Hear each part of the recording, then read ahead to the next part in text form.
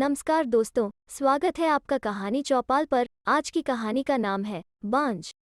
रोज की तरह आज की सुबह भी सास की गाली और ताने से ही शुरू हुई। मोहिनी रोज रोज के झगड़े से तंग आ चुकी थी, लेकिन वो और कर भी क्या सकती थी। उसे तो सुनना था। वो चुपचाप सास ससुर और पड़ोसियों के ताने सुनती और रोती। मोहिनी की शादी रमेश के साथ 6 साल पहले हुई थी। इन 6 सालों में जिन लोगों की शादी हुई थी, वे 1 से 2 बच्चे के माँ बाप बन गए थे, लेकिन मोहिनी अभी तक मां नहीं बन पाई थी। इसके चलते उसे बांझ जैसी उपाधि मिल गई थी। राह चलती औरतें भी मोहिनी को तरह तरह के ताने देती और बांझ कहकर चिढ़ाती। मोहिनी को यह सब बहुत खराब लगता, लेकिन वो किस किस का मुंह बंद करती। आखिर वे लोग भी तो ठीक ही कहते हैं। मोहिनी सोचती, मैं क्या करूं? अपना इलाज तो करा रही हूं। डॉक्टर ने लगातार इलाज कराने को कहा है, जो मैं कर रही हूं। लेकिन जो मेरे वश में नहीं है, उसे मैं कैसे कर सकती हूं? एक दिन पड़ोस का एक बच्चा खेलते खेलते मोहिनी के घर आ गया। बच्चे को देख मोहिनी ने उसे अपनी गोद में बिठा लिया और उसे प्यार से चूमने लगी। जब सास ने मोहिनी को दूसरे के बच्चे को चूमते हुए देखा, तो वो बिफर पड़ी। वो उसकी गोद से बच्चे को छीनते हुए बोली, कलमुही, बच्चा पैदा करने की तो ताकत है नहीं, दूसरों के बच्चों से अपना मन बहलाती है। तू क्यों डालती है अपना मनहूस साया दूसरों के बच्चे पर? तू तो उस बंजर जमीन की तरह है, जहाँ फसल तो दूर घास भी उगना पसंद नहीं करती। जब मोहिनी से सास की बातें नहीं सुनी गईं, तो वो अपने कमरे में जाकर अंदर से दरवाजा बंद कर रोने लगी। रात को रमेश के आने पर मोहिनी ने रोते हुए सारी बात उसे बता दी और बोली, मैं बड़ी अभागिन हूँ। मैं किसी की इच्छा पूरी नहीं कर सकती, ऊपर से मुझ पर बांझ होने का धब्बा भी लग चुका है। मोहिनी की बातें सुनकर रमेश ने कहा, तुम माँ की बातों का बुरा मत मानो। उन्हें ऐसा नहीं कहना चाहिए।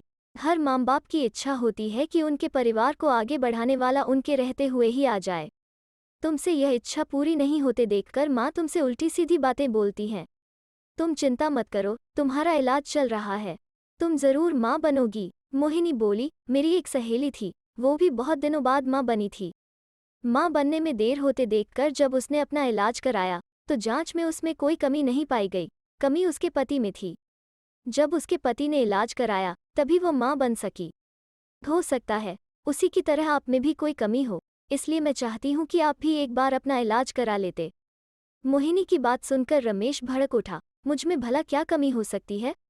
मैं तो बिल्कुल ठीक हूँ, मुझ में कोई कमी नहीं है। मेरी चिंता छोड़ो, तुम अपना अच्छी तरह इलाज कराओ।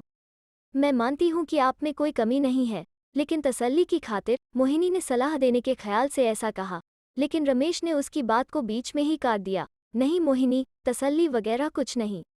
मैंने कहा न कि मुझ में कोई कमी नहीं है, रमेश ने उसे डांट दिया। पति के भड़के मिजाज को देख मोहिनी ने चुप रहना ही उचित समझा। शहर के बड़े से बड़े डॉक्टर से उसका इलाज हुआ, फिर भी उसकी कोख सूनी ही रही। डॉक्टर ने जांच के दौरान उसमें कोई कमी नहीं पाई। देखो मोहिनी, रिपोर्ट देखने के बाद तुम में कोई कमी नजर नहीं आती। शायद तुम्हारे पति में कोई कमी होगी। तुम एक बार उसे भी इलाज कराने की सलाह दो, डॉक्टर ने उसे समझाया। अब मोहिनी को पूरा भरोसा हो गया था कि उसमें कोई कमी नहीं है। माँ बनने के लिए कमी उसके पति में ही है, लेकिन उसे कौन समझाए? उसे रमेश के गुस्से से भी डर लगता था। एक दिन किसी ने मोहिनी की सास को बताया कि पास ही गांव के मंदिर में एक बाबा रहते हैं, जिसकी दुआ से हर किसी का दुख दूर हो जाता है। सास ने यह बात अपने बेटे रमेश को बता दी और मोहिनी को बाबा के पास भेजने को कहा। रात को रमेश ने मोहिनी से कहा, कल तुम मंदिर चली जाना।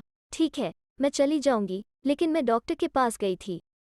डॉक्टर ने मुझ में कोई कमी नहीं बताई, इसलिए मैं चाहती हूँ कि आप भी एक बार अपना डरते डरते मोहिनी कह रही थी, लेकिन रमेश ने उसकी बात को अनसुना कर दिया।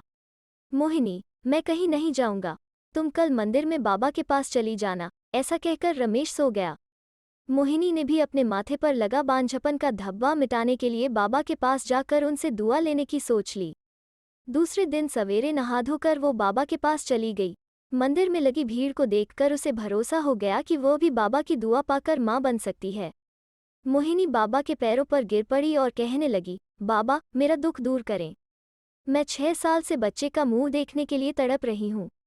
उठो बेटी, निराश मत हो, तुम्हें औलाद का सुख जरूर मिलेगा, लेकिन इसके लिए तुम्हें यहाँ 4 दिनों तक रहकर लगातार पूजा करनी होगी।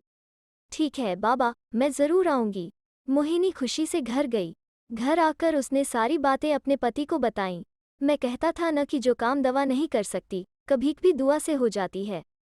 बाबा की दुआ पाकर अब तुम जरूर माँ बनोगी, ऐसा मुझे भरोसा है। तुम ठीक समय पर बाबा के पास चली जाना, रमेश ने खुश होते हुए कहा। कुछ दिन बाद राधा फिर बाबा के पास गई। उसे देखते ही बाबा ने कहा, बेटी, जैसा कि मैंने तुम्हें पहले भी कहा था कि यहीं रहकर 4 दिनों तक लगातार पूजा करनी पड़ेगी, तभी तुम माँ बन सकोगी। जी बाबा, मैं रहने के लिए तैयार हूँ, मोहिनी ने कहा। ठीक है, अभी तुम अंदर चली जाओ, रात से तुम्हारे लिए पूजा करनी शुरू करूँगा। रात को बाबा ने मोहिनी से कहा, बेटी, इस पूजा के दौरान कोई भी देवता खुश होकर तुम्हें औलाद दे सकता है। इसके लिए तुम्हें सब कुछ चुपचाप सहन करना पड़ेगा, नहीं तो तुम कभी माँ नहीं बन पाओगी। जी बाबा, मैं सब कुछ करने को तैयार हूँ, बस मुझे औलाद हो जानी चाहिए। मोहिनी के इतना कहने के बाद बाबा उसे एक कोठरी में ले गए, जहाँ हवन कुंड बना हुआ था। उसमें आग जल रही थी। बाबा ने उसे वहीं पर बिठा दिया और वो भी बैठकर जाप करने लगा। कुछ देर तक जाप करने के बाद बाबा ने कहा, मोहिनी, देवता मुझ में समा चुके हैं। वो तुम्हें औलाद का सुख देना चाहते हैं, इसलिए तुम औलाद पाने के लिए मेरे पास आ जाओ। 5वें दिन बाबा ने कहा, मोहिनी बेटी, हमारी दुआ कबूल हो गई, पूजा भी पूरी हो गई, अब तुम जरूर माँ बनोगी, तुम घर जा सकती हो। बाबा की दुआ लेकर वो खुशी खुशी घर लौट आए। 9 महीने बाद मोहिनी माँ बन गई। उसे बाबा की दुआ लग गई थी। उसके माथे से बांझपन का धब्बा मिट चुका था। घर के सारे लोग बहुत खुश थे। रमेश को अब पूरा यकीन हो गया था कि उसमें भी बाप बनने की ताकत है, लेकिन सिर्फ मोहिनी जानती थी कि माँ बनने की कीमत उसे क्या चुकानी पड़ी थी। तो दोस्तों, कैसी लगी आज की कहानी? अगर अच्छी लगे तो शेयर, लाइक और चैनल को सब्सक्राइब जरूर करें। फिर मिलते हैं एक नई कहानी के साथ।